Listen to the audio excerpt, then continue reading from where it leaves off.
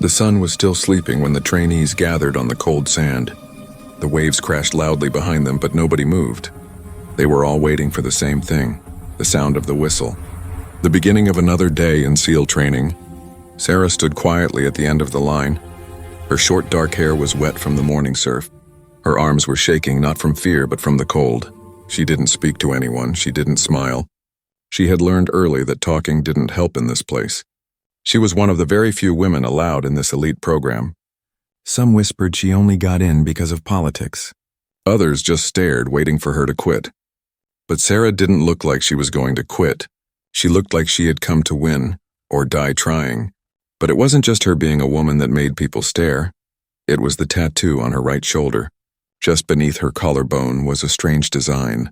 It looked tribal, but not any tribe most people knew. A black spiral wrapped in sharp lines. Almost like wings. It wasn't big, but it was clear. And it always caught people's attention. One guy in the group, Miller, laughed when he saw it the first time. "Nice ink, princess," he said, smirking. "Trying to scare the waves away?" Some of the others chuckled. Sarah didn't answer. She just tied her boots tighter and kept walking. During the push-ups, she did more than required. During the log carry, she didn't fall behind once. Even when they made them crawl through mud for an hour, Sarah didn't slow down. She moved like someone who had already lived through something harder than this. Later that night, when the group was resting in their bunks, the jokes came again. "She got that from a comic book," someone said. "Maybe she's part of a cult," said another. They didn't know Sarah had heard them. She was in her bunk, staring at the ceiling, breathing slowly. She remembered when she got that tattoo. She was 16, sitting in a small shop in a city she couldn't remember the name of. The man who inked it didn't speak English, but he looked into her eyes like he knew who she was. She had brought a drawing with her. Not from a magazine, not from the internet. It was something she had seen in a dream. Or maybe it was a memory. She had drawn it again and again since she was a child. On notebooks, napkins, even on her bedroom walls. The symbol made her feel strong, like it was part of her. Like it was the only piece of her past that hadn't faded away. Back in training, Sarah knew she didn't have friends. But she wasn't there to make any. She had come with a goal. She didn't know what that goal was exactly. But something inside her told her she had to be here. She had to become a SEAL. Not for fame, not for glory. For something deeper, something buried. One of the instructors, a tall man with a thick beard, noticed her that day. Not because she was slow or weak, she wasn't. He noticed her because she didn't flinch. When he shouted in her face, she looked him straight in the eyes. When others cried during the cold water test, she bit her lip and stayed silent. But it was the tattoo that made him stop. He looked at it once, then looked away fast. Too fast. Later in the control room, he pulled up her file. Name Sarah A., age 24, no military family. No overseas travel, no red flags, everything looked normal. But something about that ink, it bothered him. He had seen something like it before a long time ago, but where? He couldn't remember. That night, Sarah stood on the beach alone. The stars were shining above her. She traced her fingers over the tattoo. Her skin felt warm, like the ink had its own heart. And deep inside, she heard a whisper, not in words, but in feeling. "You're getting closer," it seemed to say, closer to the truth. Closer to the part of her past no one dared to speak of. The part that was never supposed to be remembered. She took a deep breath and smiled for the first time. Let them laugh, she thought. Soon they won't be laughing. Soon they'll remember, just like she did. The bell rang at 0400 hours. Loud, sharp, and cold, like a slap to the soul. Trainees shot out of their bunks, some stumbling, others moaning. But Sarah was already awake. Sitting up, tying her boots in silence, pain didn't wake her. Pain never did. She had slept in worse places. Under metal roofs during thunderstorms. Inside shipping containers with rats. Once even inside a broken-down car that had no windows. Pain was not new, it was not strange, it was familiar. Like an old song with dark lyrics. Outside, the beach was waiting. The cold Pacific water shimmered under the moonlight. The instructors were already lined up, shouting, holding clipboards. "Let's go, SEAL wannabes. The ocean's hungry today," one of them yelled. The trainees groaned, pulling on wet uniforms. Ready to face another test, today was drown-proofing. They would tie the trainees' hands and feet, then throw them in the water. If they panicked, they failed. If they passed out, they'd be pulled up, but dropped from the program. It was cruel, but it was the rule. Only the strongest minds would make it through. Sarah didn't flinch when the instructor tied her wrists with rope. Her heartbeat was steady, her breathing calm. Miller, the same guy who joked about her tattoo, stood next to her. "You scared, ain't girl?" he whispered, pretending to smile. Sarah didn't answer. She just looked at the water, as if it was calling her back. They pushed her in. The cold wrapped around her like a cage made of knives. She sank, fast. She didn't fight it. She let the water take her in the silence below. She remembered things. Flashes like broken glass inside her brain. A small room with no windows, a metal floor soaked in water. Voices shouting in a language she didn't understand. Children crying and her curled up in a corner coughing salt water. Her lungs burned, but not from today. From back then. From when she was little. From a place no one knew she had been. Above the surface, the instructors watched her. She wasn't thrashing, she wasn't panicking. She floated. Calm. Arms and legs tied, chest rising and falling slowly. "She's either a natural," one whispered. "Or she's done this before," the other replied, frowning. Back underwater. Sarah smiled only slightly. This was easy. Compared to what she had been through, this was a warm bath. The water didn't scare her. It remembered her. It had already tried to drown her once, and it had failed. After 5 minutes, they pulled her out. Her skin was blue, her lips trembling. But her eyes were sharp, focused, alive. She stood without help, even as the others collapsed, coughing beside her. Miller barely made it. He came up sputtering, his eyes wide with panic. When he saw Sarah already standing tall, something in him cracked. He didn't say a word that night, not a single joke later. In the medical tent, Sarah sat alone, wrapped in a towel. Steam rose from her skin as she sipped hot broth. An older nurse passed by and glanced at her tattoo. She stopped walking. She leaned closer. Then her face went pale. "Where did you get that?" the nurse whispered, almost afraid. Sarah looked at her. "In a city far from here," she said softly. The nurse swallowed, nodded quickly, and walked away. Didn't ask more, didn't look back. In the corner of the room, behind a glass panel, the same senior chief watched. His eyes were locked on Sarah. He had seen drown-proofing hundreds of times, but never like that. No fear, no panic, just peace, like she was going home. He opened an old drawer in his office later that night, pulled out a sealed file marked Eyes Only, Spectre Debrief. Inside, among blurred photos and burned documents, was a picture. A small girl, maybe 7 years old, covered in bruises. On her shoulder, faint but clear, was the first draft of that same tattoo. He stared at it for a long time. He lit a cigarette with shaking hands if she remembered that place. Then someone, somewhere, had made a terrible mistake. Because survivors of that mission weren't supposed to live, and if she was here, that meant it wasn't over. The sun was falling fast, turning the sky orange and red. Training was over for the day, and the trainees dragged their sore bodies toward the showers. Every muscle in Sarah's body ached, but she walked straight, head high. Her hands were blistered, her knees scraped, but her heart felt steady. She had survived another day, another test, another trial, another step closer to the trident. But something strange was beginning to happen. People weren't laughing anymore. The silence started after drown-proofing. No more jokes about her tattoo. No more smirks from Miller or whispers behind her back. Now people glanced at her, then quickly looked away. Even the instructors had changed. They watched her more closely. Not in anger, not in pity, but in confusion, and maybe even fear. That evening after dinner, the trainees sat around outside, cleaning gear and sharing stories. The fire crackled as someone passed around a protein bar cut into tiny pieces. Miller sat across from Sarah, his voice lower than usual. He looked at her and asked, "That tattoo of yours, where's it from, really?" Sarah didn't answer. She simply shrugged, then turned her eyes back to the fire. Something about the heat. It reminded her of something. A flash. Metal crates stacked high, burning logos, a strange patch, black and silver, shaped just like her ink. She shook it off. It was just memory playing games again. But deep inside, a knot tightened in her stomach.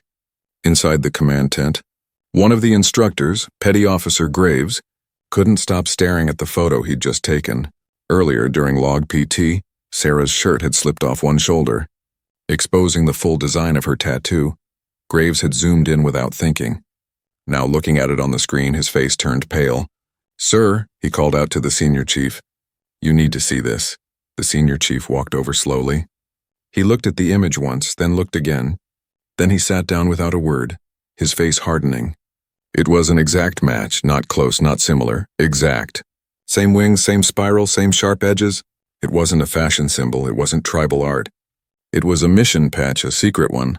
From a mission so classified it had never made it into standard SEAL records. Only 6 men had worn that patch, and 3 of them were dead. The operation, known only as Ghost Echo, had been buried, all files destroyed, all participants sworn to silence under threat of court-martial, and yet here it was, inked permanently into the shoulder of a 24-year-old girl with no military history. The senior chief stood and walked out of the tent. He needed air, he needed answers. That night, he made a secure call from the back of the supply room. The number rang once, then connected. "She's here," he said simply. The voice on the other end was calm. "Are you sure?" "Yes," the chief said. "Same symbol, same shape. Every detail matches." A long pause. "Then she remembers more than she should," the voice replied. The line went dead. Back in the barracks, Sarah lay in her bunk staring at the ceiling. She couldn't sleep every time she closed her eyes. She saw that patch on uniforms, on weapons, even on the wall of a black room with no windows. She remembered the sound of boots. The smell of fire. She remembered faces, masked. Silent, watching her. She remembered hiding under a steel table, holding her breath as the lights flashed red, and that patch burned into the steel door before it exploded. But none of it made sense. She had no memory of being in the military, no family stories about war. Her childhood had been strange, sure, filled with gaps and locked drawers and whispers. But she had always believed those were just normal family secrets. Now she wasn't so sure. In the morning, things got stranger. An instructor who never spoke to her pulled her aside quietly.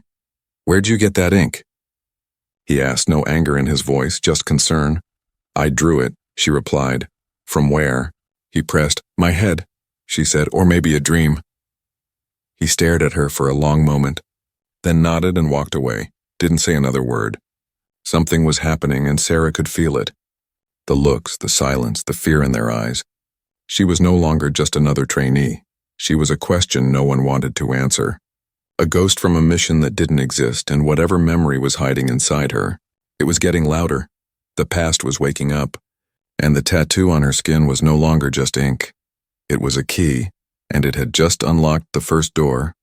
The wind howled through the night as the base lights flickered. A storm was coming outside and inside, but most of the trainees were too tired to notice. They collapsed into their bunks after another brutal day. Except for Sarah, she couldn't sleep, not because of the cold, not because of the pain in her arms or the blisters on her hands, but because of the dream, that same dream. Again and again, the metal door, the red lights, the masked faces, and that symbol, her tattoo glowing on a crate before it exploded. Something inside her mind was trying to wake up. A memory buried so deep it had learned to stay quiet, but now it was screaming across the base. Inside a locked room with no windows, the senior chief sat in front of a terminal. He had a file open, Sarah A's file. Everything looked normal. Too normal. Birthplace, Baltimore, Maryland. Mother, deceased. Father, unknown. Foster system from age 6. No foreign travel, no family military record. No criminal activity. Clean, organized, flawless. He scrolled down again. No red flags, no trauma history. Just a clean line from childhood to this moment. But he didn't believe it because he knew what her tattoo really meant. He reached into a locked drawer and pulled out a dusty hard drive, plugged it in, waited. A folder appeared. Ghost Echo, black file. Inside were 5 pictures, 2 videos and 1 audio file. He clicked the first picture. It showed a team of soldiers in full gear, standing beside a steel door in an underground compound. Each one wore a patch on their chest, the same patch Sarah now had on her shoulder. He clicked the second photo. It was blurry, an image from a helmet cam during the mission. Flames, gunfire, and a small girl running barefoot down a corridor. She was covered in soot, coughing, crying. A soldier was reaching out to grab her. The timestamp said March 17, 2007. He zoomed in on the girl's face, young, afraid, but something about her eyes. They were Sarah's eyes. He leaned back, stunned. How had she ended up here? How had no one seen this? Was it erased? Or hidden on purpose? He picked up the phone and dialed a secure number. It rang twice, then a calm voice answered. "This is Clearpoint." "She's not just a trainee," the chief said. "I know," the voice replied. She was never supposed to remember. Back in the barracks, Sarah sat on her bunk. She had opened her locker and taken out an old notebook, a journal she had kept since she was a teenager. She flipped through the pages, dozens of drawings of the same symbol, sometimes as a dream, sometimes as a nightmare, sometimes drawn with shaking hands and no idea why. She turned to a page in the middle. Words were scribbled there, almost unreadable. Fire under the ground. Men with masks. Names spoken in the dark. Echoes. That last word was underlined 3 times. She had written that when she was 16. She didn't even know why. But now the word pulsed in her mind like a heartbeat. Echo. Meanwhile, another call was being made. Far from the SEAL base, inside a tall government building with no name, a man in a suit stared at Sarah's photo on a screen. He pressed a button. "Activate containment protocol," he said. "Does she know?" The agent asked. "Not yet," he replied. "But she's close." The next morning, Sarah was pulled aside during gear check. A man in a gray jacket, not a trainer, not military, asked her to step into the admin tent inside. He smiled too much. His hands too clean, his voice too calm. "Just a few updates to your file." "Nothing serious," he said. He asked about her childhood, her foster homes, her dreams, her tattoo. Sarah answered carefully. But every question felt like a test. She didn't trust him. As he closed the folder, he leaned closer. "You ever think about where you came from, Sarah?" he asked. Sarah looked him dead in the eyes. "Every day," she said. He smiled again, but it didn't reach his eyes. "Good," he whispered. "Stay curious, just not too curious." After he left, Sarah sat alone. Her heart was racing, but her mind was sharper than ever. She knew something now, something real. Her life, her memories, her entire past might be a lie. But one thing was true. That symbol on her shoulder was not a dream. It was a warning, and someone didn't want her to remember why. She stood, walked to the beach, and stared at the water. It had tried to take her once, but she survived. Now the truth was rising, and she was ready to meet it head-on. No more lies, no more silence. Sarah wasn't just training to be a SEAL. She was training for war, a war that had started long ago, and somehow, she had already fought in it. Sarah sat alone in the cold sand before sunrise. The wind pushed her hair across her face, but she didn't move. Her eyes were fixed on the horizon. But her mind was deep inside. Somewhere far below the surface, something was stirring. She was remembering not just flashes, not just strange feelings, real pieces, coming back like broken glass fitting together, and each piece hurt. It started with a sound, metal scraping against metal.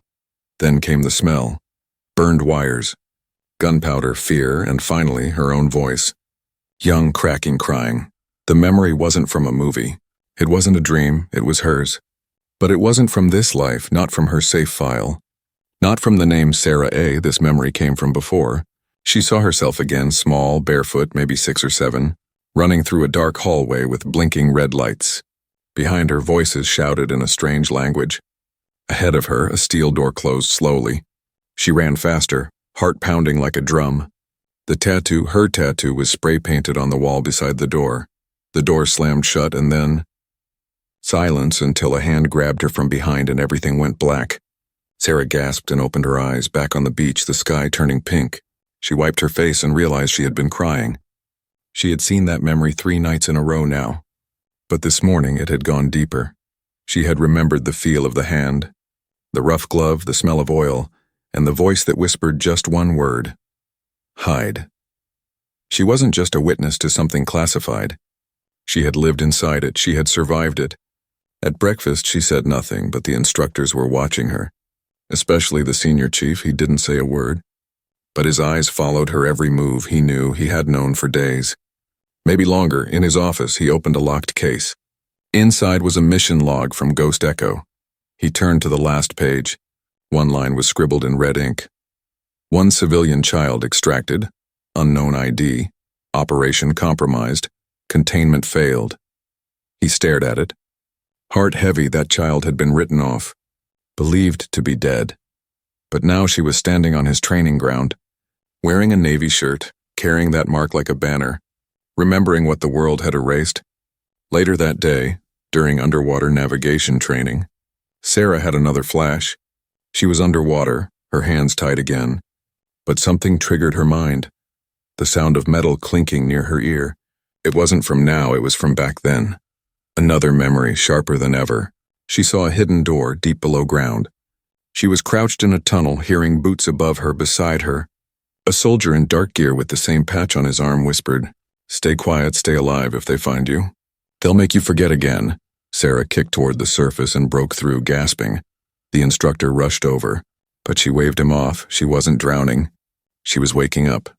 That night she opened her notebook again. But this time she didn't draw. She wrote names, sounds, broken words she remembered. Some weren't in English. Some looked like codes or military call signs. K9 room, Echo Corps, burn path.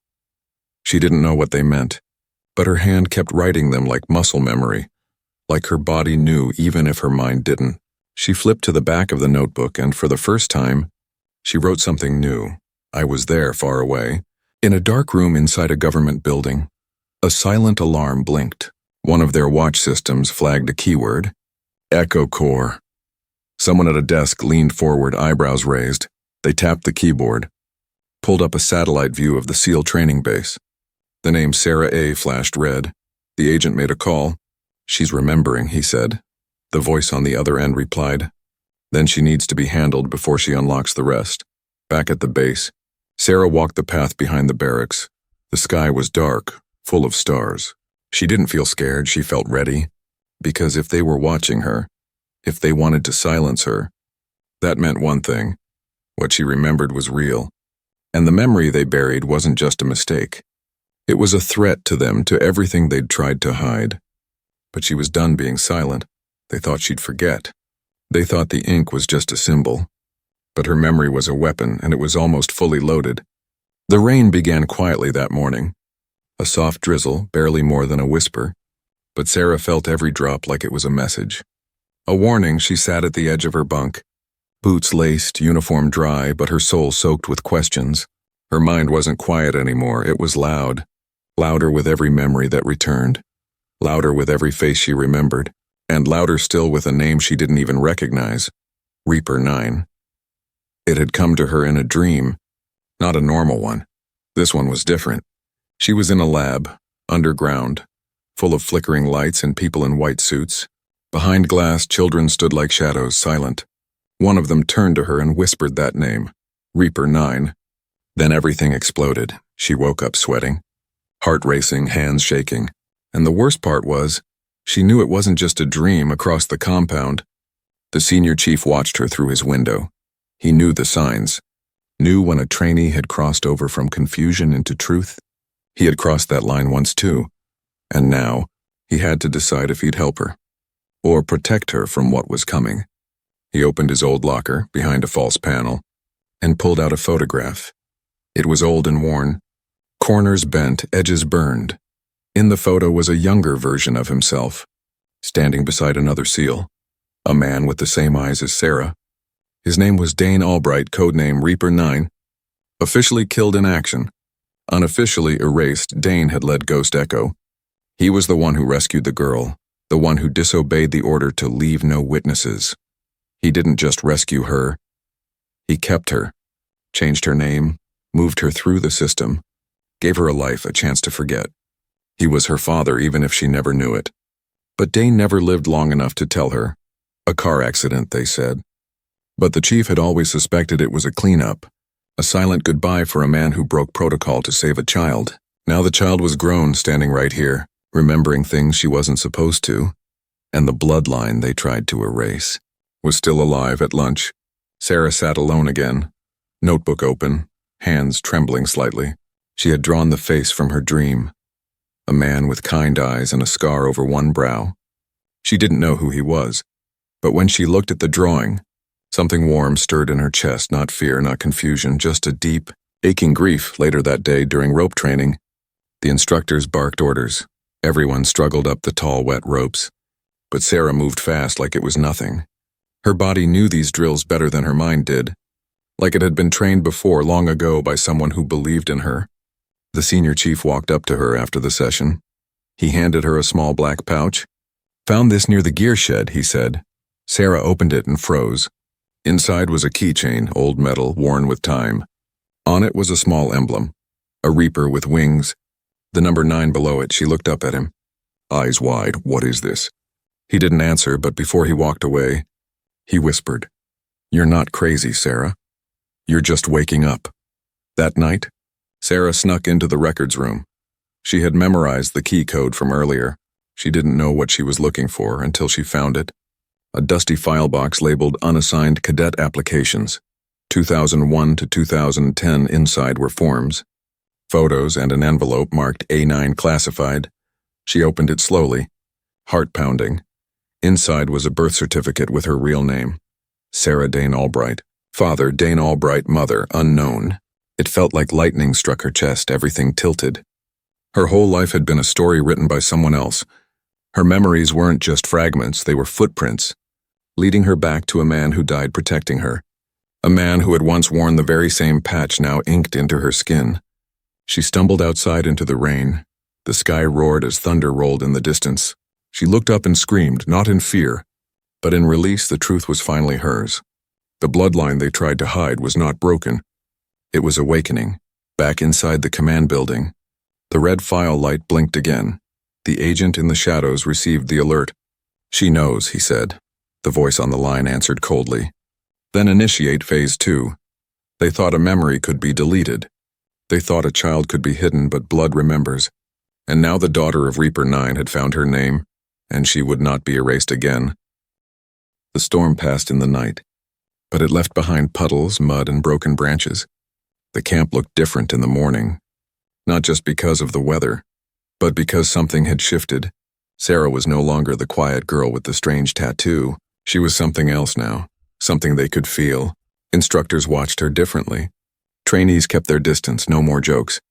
No more whispers. Even Miller, who once laughed the loudest, now looked at her with quiet respect, and something like fear. Today was the final test, the one only a few ever reached. The day a trainee either earned the sealed trident or walked away broken. It was called the Gauntlet, a non-stop 36-hour mission. No sleep, no breaks, just grit, silence, and survival.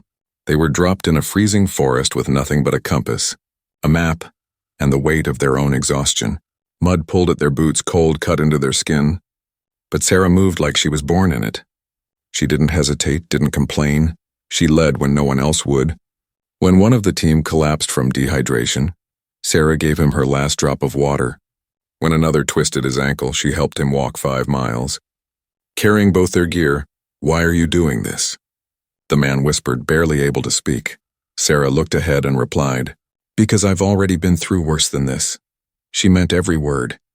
This test couldn't break her because she had already been broken and rebuilt. She remembered the fire, the screaming, the blood. She remembered being told to forget, to hide, to live quietly, but she had survived all of it. She wasn't a ghost anymore, she was a warrior. She was her father's daughter. At the final checkpoint, soaked in mud, her hands cut and her back aching, Sarah stood tall. The instructor stared at her for a long moment. "You're done," he said. "You made it." Sarah didn't smile. She just nodded because deep inside she knew. This wasn't the real finish line. This was just the beginning. Later that day, at the trident pinning ceremony, the sky cleared. All the remaining trainees lined up in uniform, chests bare, shoulders straight. Families watched from a distance, proud and tearful, but Sarah had no one there, at least not in the open. The senior chief stood at the end of the line, holding her trident. The small gold pin shone under the sun, shaped like an anchor, eagle and trident combined. More than a symbol, it was a promise. He stepped forward instead of just handing it to her. He pressed it firmly into her chest, the sharp prongs piercing slightly through her skin. A tradition, a welcome, a test. She didn't flinch. He looked into her eyes and said just one word. "Reaper." Her breath caught in her throat. He knew, he remembered. And with that name, he was giving her not just honor, but a legacy. Behind the crowd, a black SUV sat parked. Inside, the agent watched through tinted glass. He saw the pin, the ceremony, the pride in her face. "She earned it," he said quietly into his radio. "She's ready," the voice on the other end replied. "Then give her the envelope." That evening, As Sarah walked back to her barracks, her uniform neatly folded under one arm, a man in a suit approached. He handed her a sealed envelope, black wax holding it shut, no words, just a slight nod. Then he walked away. Sarah stepped inside, closed the door, and sat on her bunk. She broke the seal slowly. Inside was a photo, blurry, black and white, a compound in the desert, the symbol painted on the wall, her tattoo below it. 3 words. They remember you. Tears welled in her eyes. But she didn't cry. She folded the paper, tucked it into her boot, and stared at the wall. They tried to erase her. They tried to bury the mission, but the daughter of Reaper 9 had not only survived. She had been trained, forged, and now she wore the trident not as a title, but as a threat. Whoever was still out there, whoever remembered what she was meant to forget. They would soon learn. She remembered too, and she was coming. The room was silent, the kind of silence that doesn't come from peace, but from the weight of something waiting to happen. Sarah sat alone in the barracks, her new uniform hanging neatly beside her. The sealed trident gleamed softly in the dim light, but her eyes were on the envelope. Black wax seal. No return name, no rank. Just one symbol pressed into it. Her tattoo. She had received many orders in training. Push harder, swim farther, carry more. But this envelope felt different. It didn't come from the Navy. It came from somewhere else, deeper, darker, older. Her fingers broke the seal slowly. Inside was a single photo, grainy, taken from a drone. It showed a desert facility surrounded by sand and shadows. On one of the outer walls, barely visible, was the same spiral symbol from her shoulder. Her mark, her memory, and beneath it, handwritten in red ink, 3 chilling words. They remember you. Sarah stared at the photo until her vision blurred. The past wasn't just calling, it was waiting. Somewhere out there, someone still remembered what had happened beneath that compound. Someone who hadn't forgotten her face. She folded the paper, stood slowly, and packed her gear. Not her issued gear, not the clean, official Navy supplies, but her own pack. Prepared in silence for weeks, customized, quiet, dangerous, because she knew this moment would come. Outside, the base was calm. Trainees laughed around the fire. Instructors drank coffee. But Sarah walked through it like a shadow. No words, no goodbyes, she didn't need them. Behind the admin building, near the supply trucks, a familiar figure waited. The senior chief stood with his arms crossed. He didn't ask where she was going. He just handed her a black USB drive. Answers, he said. Sarah nodded. You knew this day would come, she whispered. I did, he replied. Then why train me? He looked at her for a long moment, then said, Because you're the only one who can finish what we started. She turned to leave. But his voice stopped her again. You find them, he said, and you make them pay. No more orders, no more watching from behind walls. Sarah was no longer just the daughter of Reaper 9. She was the last living witness of Ghost Echo, and the only one willing to walk into its ashes. She boarded a transport truck heading east. No badge, no clearance, just silence and purpose. The world outside the base was loud, messy, alive. But inside Sarah there was only stillness. She plugged the USB drive into a burner laptop on the road. A single file opened. Footage. Old black and white security cam video. Children behind glass, guards in black armor, and herself small, barefoot. Staring straight into the camera. Behind her, a man in a Reaper patch held her hand. The video cut out. Another file opened. Mission audio. This place was never on the map, someone said. They're training them, not rescuing them. Orders. Clean sweep. Any survivors? 1, the girl. What do we do with her? Silence then. Erase everything, but they hadn't erased her. They failed, and now she remembered days later. Sarah stood at the edge of the same desert shown in the photo. She had followed the map, passed through towns that didn't exist on GPS, until she found it, half buried in sand, covered in vines, a forgotten facility, but not empty.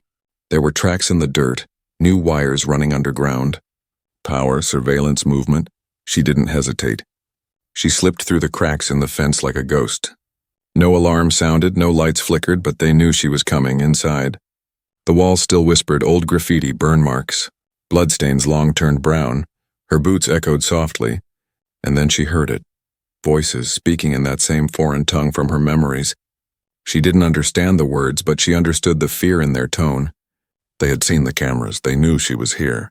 Sarah moved fast, silent, sure. through the halls she had once run through as a terrified child. Now she returned not as prey, but as the storm. She reached the control room. 3 men turned, armed, asked. One of them wore the spiral patch on his chest. She didn't speak, she didn't wait, she struck. It didn't take long. When the dust settled, only Sarah remained. Breathing hard, eyes sharp, she walked to the control panel and found the files. Experiments, child soldiers' mind programming, and finally a name Project Reaper continued. They had never stopped. They had just moved deeper into the shadows.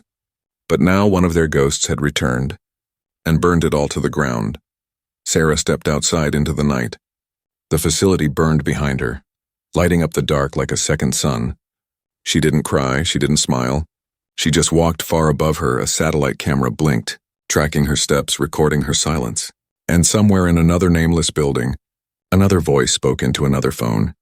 She survived, it said. She remembers everything. The reply was short, good. She's going to war.